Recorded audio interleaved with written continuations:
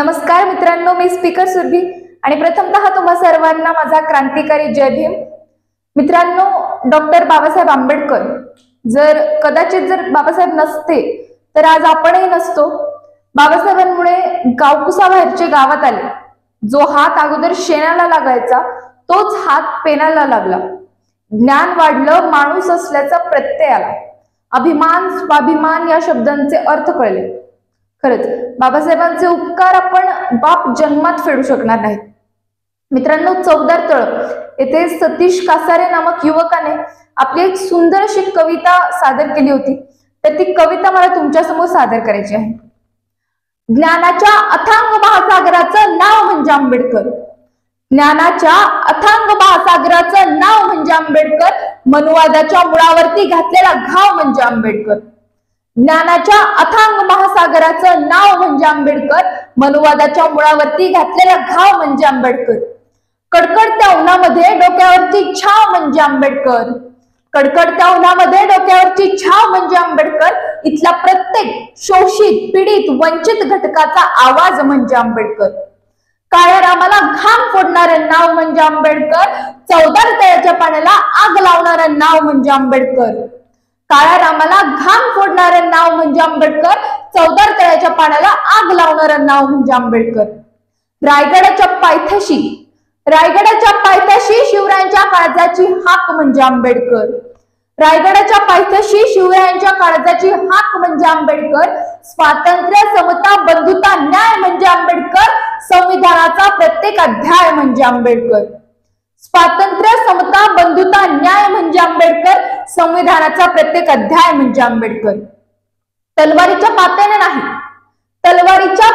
नाही तर पेनाच्या शाईने क्रांती घडवणारा क्रांतिकारक म्हणजे आंबेडकर। या मातीत गाडलेला मुद्दा जिवंत करून प्रथम स्वतः बोधिसत्व बनून आम्हाला बुद्धांचा मानवतावादी धम्म देणारा बोधिसत्व महामानव डॉक्टर बाबासाहेब आंबेडकर म्हणजे आंबेडकर। ज्ञानाचं प्रतीक सिंबल ऑफ नॉलेज म्हणजे आंबेडकर। आधुनिक भारताचे शिल्पकार म्हणजे आंबेडकर। 9 कोटी लेकरांच्या डोक्यावरती मायेचा हात म्हणजे आंबेडकर। 9 कोटी लेकरांच्या डोक्यावरती मायेचा हात म्हणजे आंबेडकर। या समतेच्या रथाचं चाक म्हणजे आंबेडकर। शाहिराच्या डाफावरची थाप म्हणजे आंबेडकर। वामनांच्या गाण्याचा सुरताल म्हणजे आंबेडकर। पिढ्यानपिढ्या फेडले तरी जाणत नाही ज्यांचे उपकार, ते नाव म्हणजे आंबेडकर। जन्मताच मस्तकी कोरलं ते नाव म्हणजे आंबेडकर। आणि मरतानाही माझ्या मुखात असेल ते नाव फक्त आंबेडकर आंबेडकर आंबेडकर। माझ्या विद्रोही लेखणीचा इथल्या प्रस्थापितांवर असलेला धाक म्हणजे आंबेडकर। माझ्या विद्रोही लेखणीचा इथल्या प्रस्थापितांवर असलेला धाक म्हणजे आंबेडकर। आज त्या चौदार तळ्याला, त्या काळ्या रामाला, त्या भीमा कोरेगावच्या विजयस्तंभाला आणि त्या चैत्यभूमीच्या सागराला माझे प्रश्न आहेत। अरे सांगशील का रे मनूच्या पिल्ला, माझा भीम तुला कसा नडला होता? तुझ्या अमानवी अप्रत्येला छेद देत कसा एकटा भिडला होता? तुझ्या अमानवी अप्रत्येला छेद देत कसा एकटा भिडला होता? अरे सांगशील का रे भीमा कोरेगावच्या विजयस्तंभा? माझ्या भीमाने तुझा सन्मान कसा केला होता? अरे वाकला होता तुझ्या समोर की ताठ मानेने आपल्या पूर्वजांना सलाम केला होता। ताठ मानेने आपल्या पूर्वजांना सलाम केला होता। अरे सांगशील का रे काळ्या रामा, माझा भीमा तुझी पायरी कशी चढला होता? अरे दार उघड रामा असा ओरडून बोलला की लाथ मारून व्यवस्थेच्या दारावरती आत शिरला होता। तुझ्याच गाभाऱ्यात येऊन माझा बाप कसा थाटात उभा राहिला होता।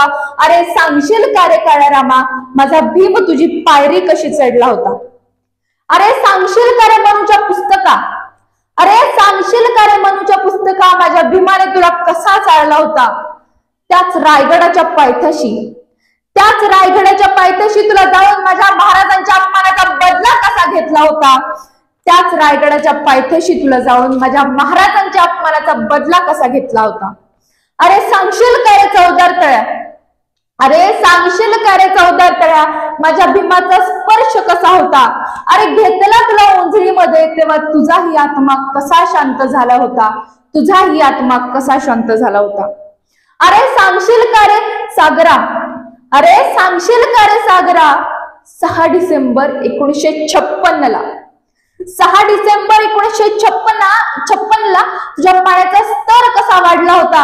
अरे भरती आली होती तुला की 9 कोटी लेकरांनी आपल्या बापासाठी आसवांचा पूर वाहिला होता. 9 कोटी लेकरांनी आपल्या बापासाठी आसवांचा पूर वाहिला होता.